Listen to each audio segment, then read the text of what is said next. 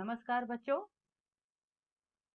आज हम 12वीं कक्षा के पाठ्य पुस्तक आरोह भाग 2 की पहली कविता आत्मपरिचय का अध्ययन करेंगे, जिसके कवि हैं डॉक्टर हरिवंश राय बच्चन जी।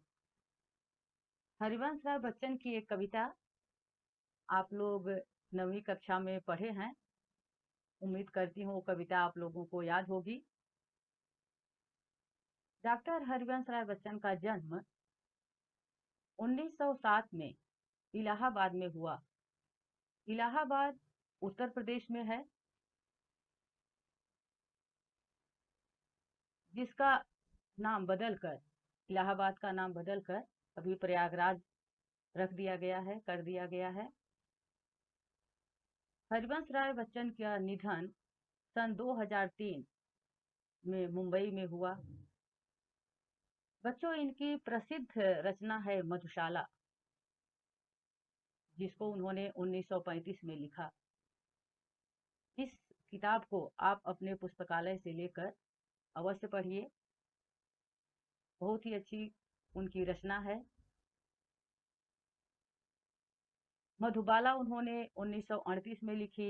मधु कलश 1938 में। निशा निमंत्रण, एकांत संगीत, आकुल अंतर, ये सब उनकी रचनाएं हैं।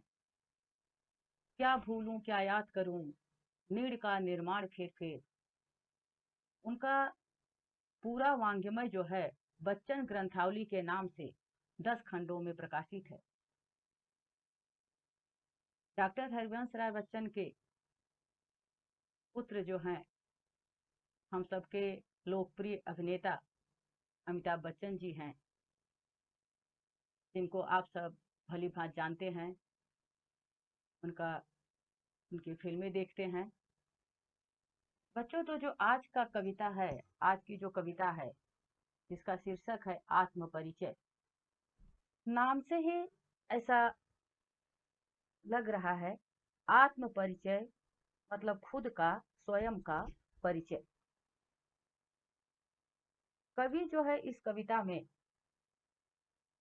अपने बारे में, मैं कैसा हूँ, मेरा विचार कैसा है, मैं क्या सोचता हूँ, क्योंकि हर व्यक्ति का बच्चों अपना अलग अलग मौलिक विचार होता है। मेरे विचार कुछ अलग हैं, आप सबके विचार जो है सबके अलग अलग हैं। हर व्यक्ति जो है अलग अलग चीज को महत्व देता है। कोई जैसे रिश्तों को महत्व देता है, कोई पैसे को महत्व देता है। तो इस कविता में कवि जो है आत्मकथात्मक शैली में उन्होंने अपने बारे में बताया है कि मैं जो हूँ संसार के बारे में क्या सोचता हूँ। तो सबसे पहले मैं पूरी कविता पढ़ती हूँ, इसके बाद जो है उसका भावार्थ समझाऊंगी। मैं जग जीवन का भार लिए फिरता हूँ, फिर भी जीवन में प्यार लिए फिरता हूँ। कर दिया किसी ने झंकृत जिनको छूकर, मैं सांसों के 2 तार लिए फिरता हूँ। मैं स्नेह सुरा का पान किया करता हूँ, मैं कभी न जग का ध्यान किया करता हूँ।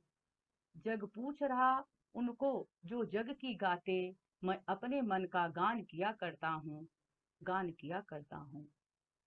मैं निज उर के उद्गार लिए फिरता हूँ, मैं निज उर के उपहार लिए फिरता हूँ। है यह अपूर्ण संसार न मुझको भाता, है यह अपूर्ण संसार न मुझको भाता, मैं स्वप्नों का संसार लिए फिरता हूँ। मैं जला हृदय में अग्नि दहा करता हूँ, सुख दुख दोनों में मग्न रहा करता हूँ। जग भव सागर तरने को नाव बनाए, मैं भव मौजों पर मस्त बहा करता हूँ। मैं यौवन का उन्माद लिए फिरता हूँ, उन्मादों में अवसाद लिए फिरता हूँ। जो मुझको बाहर हंसा रुलाती भीतर, मैं हाय किसी की याद लिए फिरता हूँ। कर यत्न मिटे सब सत्य किसी ने जाना, नादान वही है हाय जहां पर दाना। फिर मूढ़ न क्या जग जो इस पर भी सीखे, मैं सीख रहा हूँ सीखा ज्ञान भुलाना।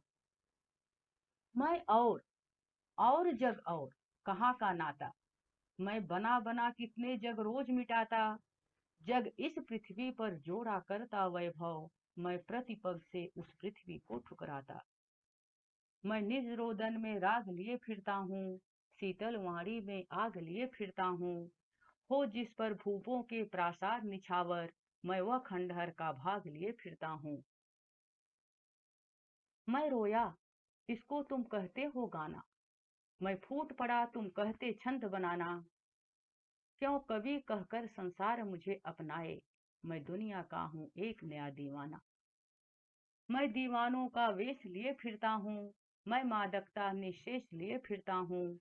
जिसको सुनकर जग झूम झुके लहराए, मैं मस्ती का संदेश लिए फिरता हूँ, मैं मस्ती का संदेश लिए फिरता हूँ। बच्चों,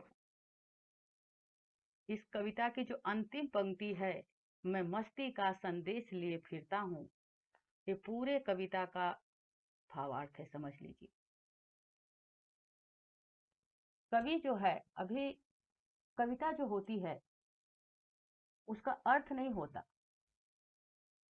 वो भावार्थ उसका जो है, उसमें कवि जो है अपने मन का, अपने हृदय का उद्गार व्यक्त करता है, भाव व्यक्त करता है। इसलिए हमें कविता का भावार्थ लिखने के लिए आता है बच्चों। भाव, उसका भाव क्या है, मतलब मैं कहना क्या चाहता हूँ, वो हमको समझ में आना चाहिए। तो कविता को आप एक बार दो बार पढ़िए, पढ़ने से ही आप बहुत सारे उसके जो अर्थ होते हैं वो समझ में आ जाता है। और पढ़ने के बाद अपना खुद से उसके दो तीन स्वरचित प्रश्न बनाइए। अभी आप जितने लोग हैं, मान लीजिए कक्षा में 8 लोग हैं, तो 8 लोगों ने अगर 3-3 4-4 भी प्रश्न बनाया, स्वरचित प्रश्न बनाया, तो समझ लीजिए 24 प्रश्न बन गए। और कविता पढ़ाने के बाद उन प्रश्नों का उत्तर, आप उत्तर मत लिखिए, केवल प्रश्न बनाइए। प्रश्न जब मैं कविता आपको पढ़ा दूंगी, समझा दूंगी, और अगर उस प्रश्नों का उत्तर आपको मिल गया, तब आप समझिए कि कविता आपको समझ में आ गई। इसलिए आप प्रश्न बनाना इसको, और फिर समझाने के बाद आप उसका उत्तर तब लिखना क्या है। तो बच्चों चलो, अभी कविता की पंक्ति 4 पंक्ति पढ़ती हूँ, फिर उसका अर्थ आपको समझाती हूँ, बाद में आपको गृह कार्य भी दूंगी। मैं जग जीवन का भार लिए फिरता हूँ, फिर भी जीवन में प्यार लिए फिरता हूँ। कर दिया किसी ने झंकृत जिनको छूकर, मैं सांसों के दो तार लिए फिरता हूँ। कवि जो, मैं मतलब कवि, पुरुषवाचक सर्वनाम मैं। जग जीवन, जग मतलब संसार, जीवन का भार लिए फिरता हूँ। अब यहाँ पर बच्चों देखो, भार का मतलब होता है बोझ। अब बोझ शब्द से ही आपको ये समझना चाहिए, बोझ मतलब जैसे मान लीजिए मैंने आपको कोई कार्य दिया और आप उस कार्य को एक बोझ के रूप में ले लिए। बोझ शब्द से ही होता है कि वो मुसीबत, कठिनाई, अरे कहाँ से कार्य आ गया। तो कवि क्या कह रहा है कि इस संसार में, मेरे जीवन में जो है बहुत सारे बोझ है। बोझ का मतलब बहुत सारी जिम्मेदारियां हैं, बहुत सारी मुसीबतें हैं, कठिनाइयां हैं, जिसको लेकर मैं घूमता फिरता हूँ। और कवि के पास ही नहीं बच्चों, सबके पास अपनी अपनी जिम्मेदारियां हैं, मुसीबतें हैं, कठिनाइयां हैं, जिसके साथ लोग जो है अपना चलते हैं, जिंदगी जीते हैं। उसी में नहीं लगे रहना चाहिए, वही नहीं सोचना चाहिए।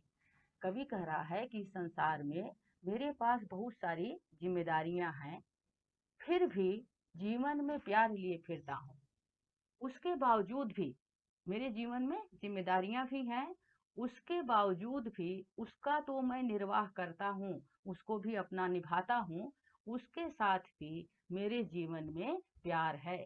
मेरा जीवन जो है प्यार से भरा पूरा है। ये नहीं कि मैं बस उसी जिम्मेदारियों में ही लगा रहता हूँ, उसके बावजूद भी मेरे जीवन में प्यार है। इसलिए हम सभी को भी अपने परेशानियां, मतलब अपनी जिम्मेदारियों को निभाते हुए भी जिंदगी में, जीवन में प्यार को, प्रेम को, स्नेह को बरकरार रखना चाहिए। समझ में आया? कर दिया किसी ने झंकृत जिनको छूकर, मैं सांसों के दो तार लिए फिरता हूँ। कर दिया किसी ने मतलब यहाँ पर एक अनजान प्रेयसी, अनजान प्रिय ने। झंकृत का मतलब होता है बच्चों झनकार। अब किस चीज़ को छूने से, जैसे मान लीजिए कोई वाद्य होता है, सितार होता है, उसको अगर हम बजाते हैं, तब उसमें से एक धुन निकलती है, संगीत निकलता है। तो कवि क्या कह रहा है कि मेरे मन को, मेरे हृदय के भाव को किसी ने छू लिया है, जिसके कारण से मेरा जो जीवन है, वो संगीतमय हो गया है। मेरा जीवन जो है वो संगीतमय हो गया है, मतलब मेरे जीवन में प्रेम है। मैं सांसों के दो तार लिए फिरता हूँ। मैं जो है तार रूपी सांस के सहारे अपने जीवन को जी रहा हूँ। मतलब मुझे मेरे मन की भावनाओं को किसी ने संगीतमय बना दिया है, किसी ने छू लिया है, इसलिए जो मेरी जिंदगी है वो संगीतमय हो गई है। तब जब जिंदगी संगीतमय हो जाएगी, यानी जिंदगी में हमारे प्रेम रहेगा, तो बाकी चीजें जो रहती हैं हम जो है उसका महत्व उतना नहीं देते। अभी एक उदाहरण देती हूँ, समझाती हूँ। अगर हमारे मन में प्रेम है, तो स्नेह है, अच्छा लगता है, सब कुछ जो है अच्छा लगेगा। अगर हमें किसी ने कुछ कह दिया या कोई कष्ट है, दुख है, तो फिर जो है हमारे मन में हर अच्छी चीजें भी कैसी लगती है, फिर बुरी लगती है, अच्छा नहीं लगता। तो कवि क्या कह रहा है, कर दिया किसी ने झंकृत जिनको छूकर, मेरे मन के, मेरे हृदय के भाव को किसी ने छू लिया है, जिसके कारण से जो मेरी जिंदगी है वो कैसी हो गई है, संगीतमय हो गई है।